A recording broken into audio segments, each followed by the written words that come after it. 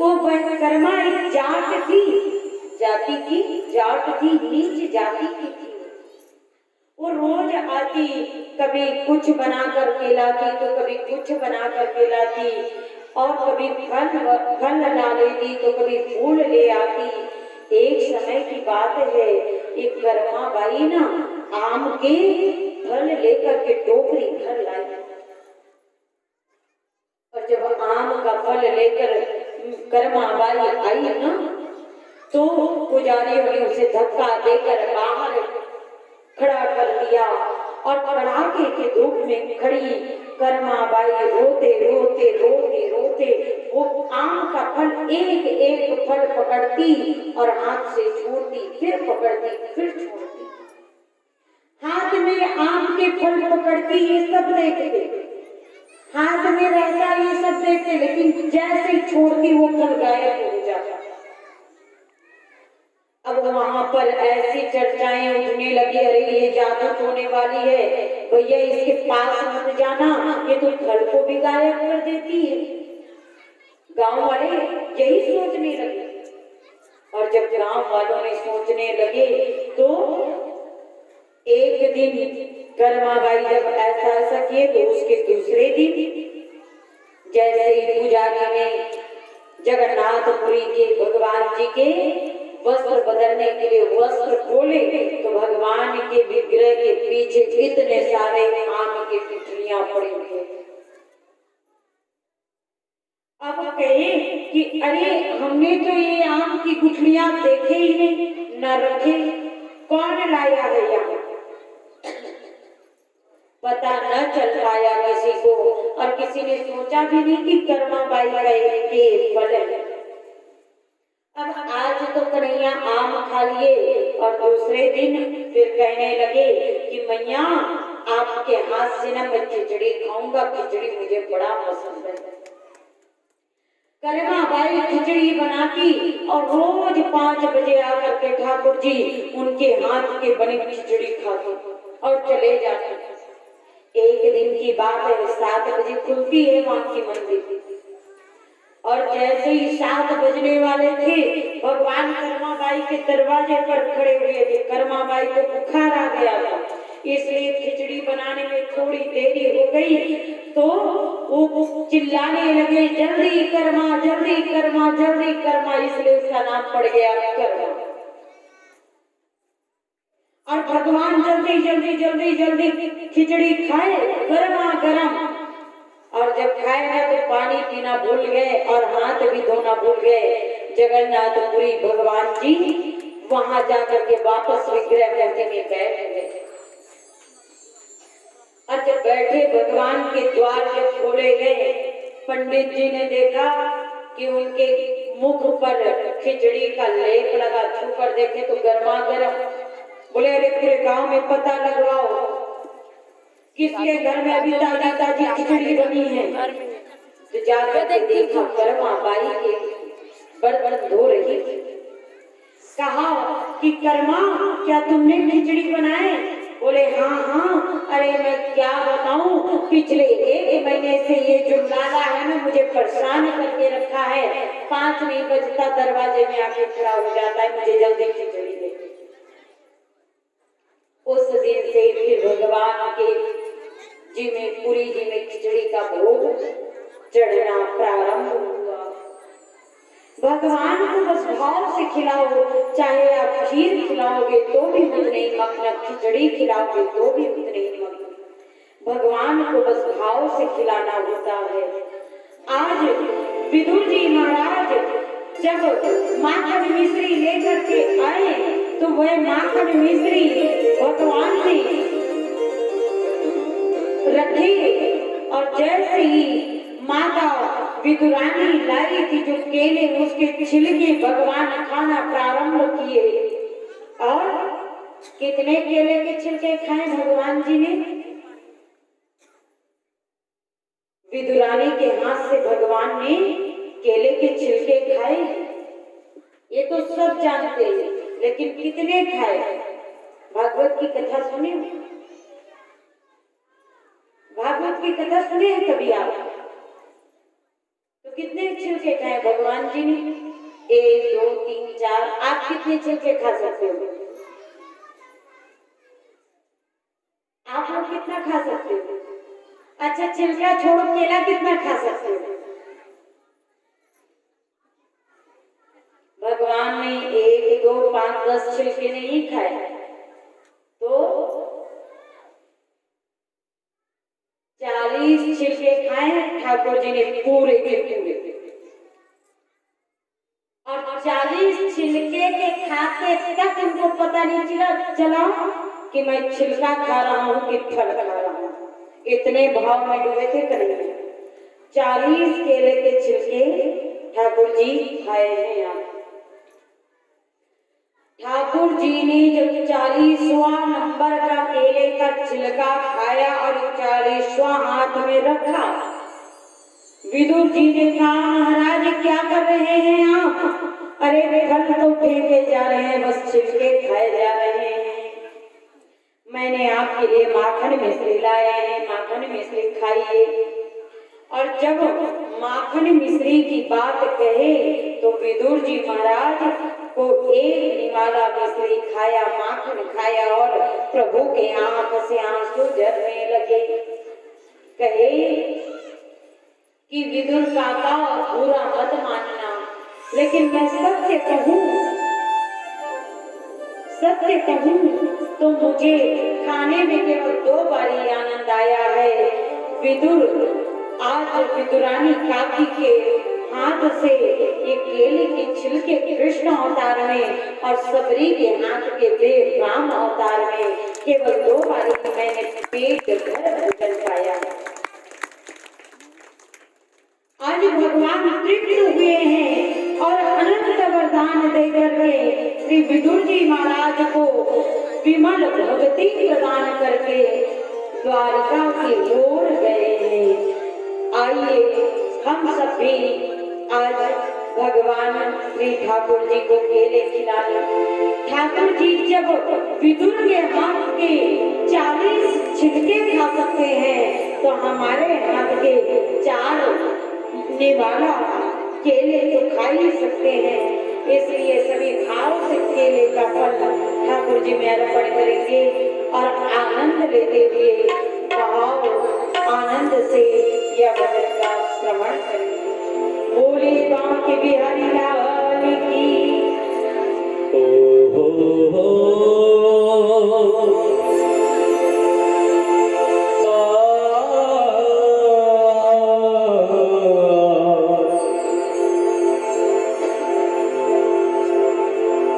मैंने कब कहा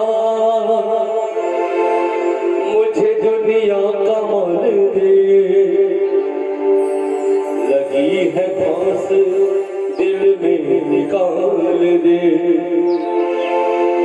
मुझे गरीब का तुझा इतना सवाल है, जो भी समझ में आए झोली में डाल दे। जो भी समझ में आए झोली में डाल दे। भगत के वश में भगवान, भक्त बिना कुछ भी नहीं है। भक्त बिना कुछ भी नहीं है। भक्त है इनके प्राण, भगत के वश में भगवान।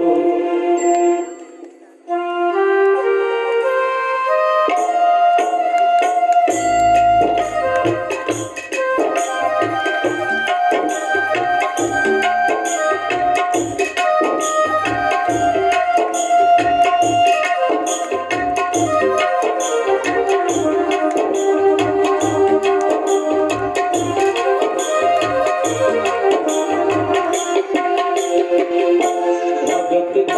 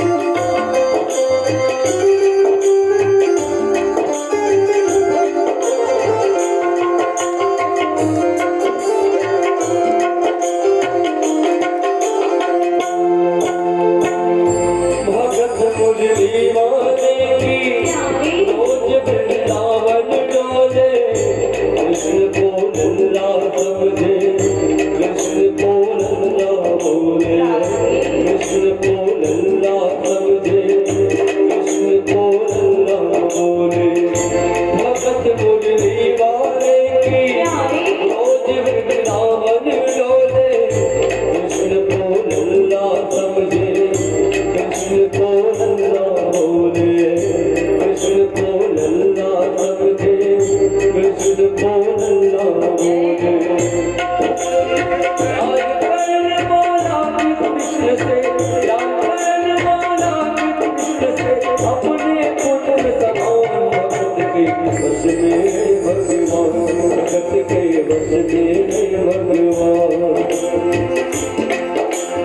भक्त बिना ये कुछ भी नहीं है भक्त बिना ये कुछ भी नहीं है भक्त है के प्राण भगत के बस में है भगवान भगत के बस में है भगवान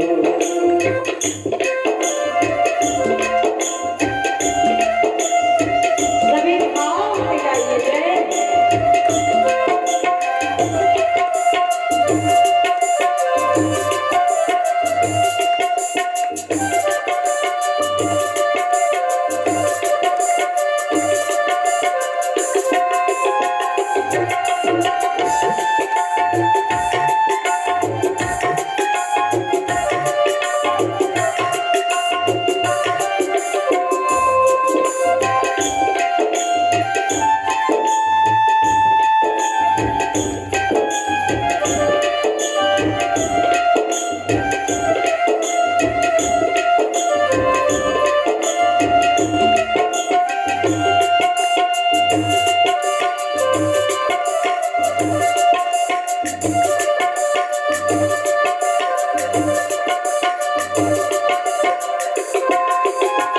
सभी भाव से भाव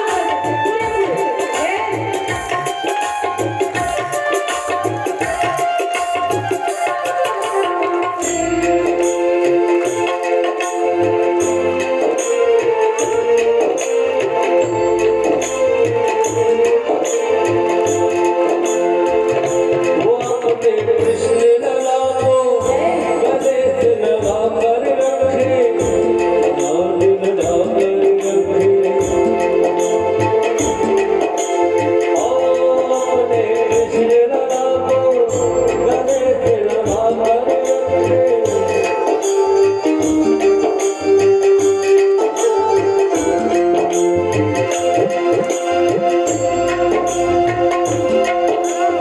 भक्त बिना ये कुछ भी नहीं है भक्त बिना ये कुछ भी नहीं है भक्त है के प्राण भगत के बस में है भगवान भगत के बस में है भगवान भगत के बस में है भगवान भगत के बस में है भगवान बोलिए राधे कृष्ण भगवान की।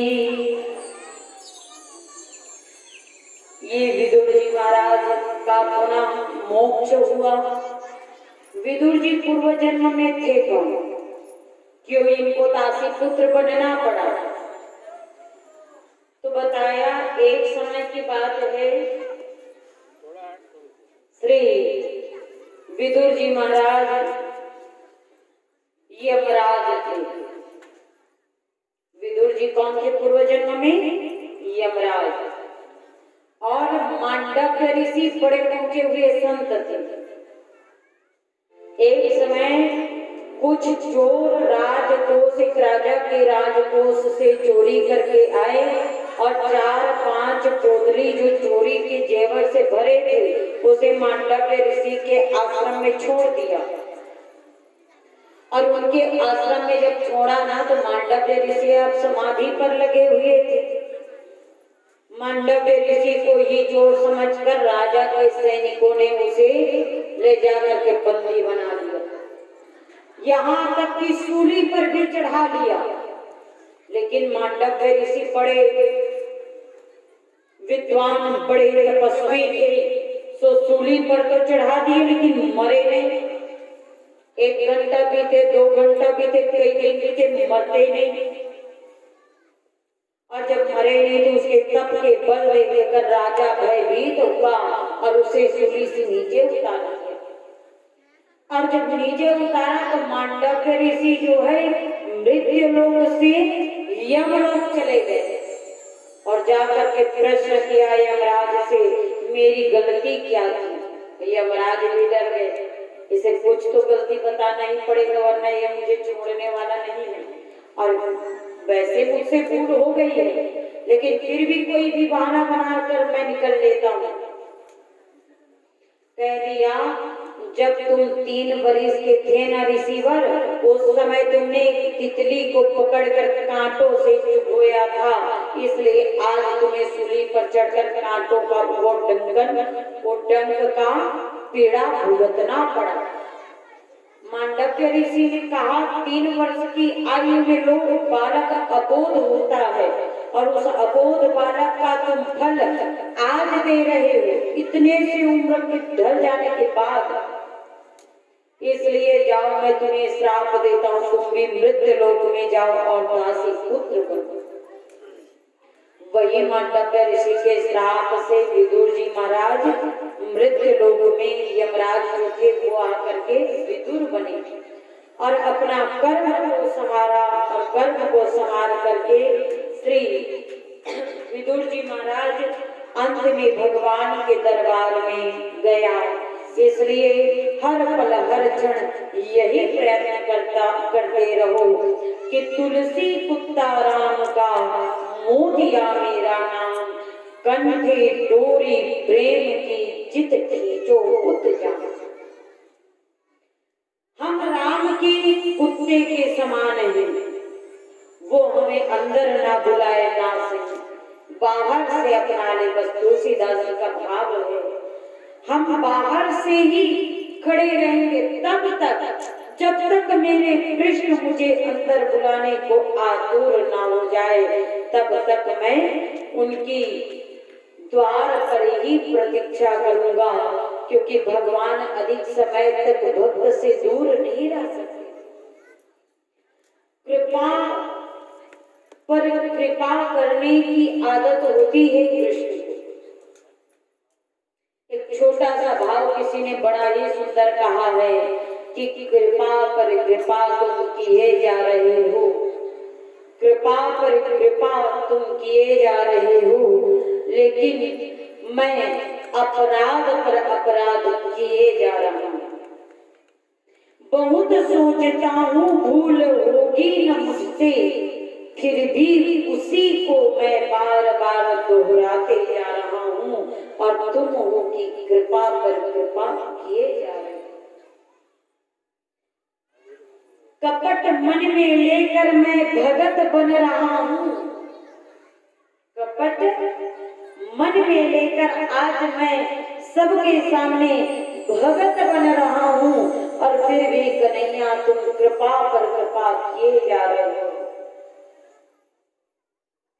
मैं यानी हम हमेशा बार बार यही सोचते हैं ना कि अब आगे से भूल नहीं करेंगे, बस इस भूल को क्षमा कर दो भगवान, आगे से कोई भूल नहीं होगी।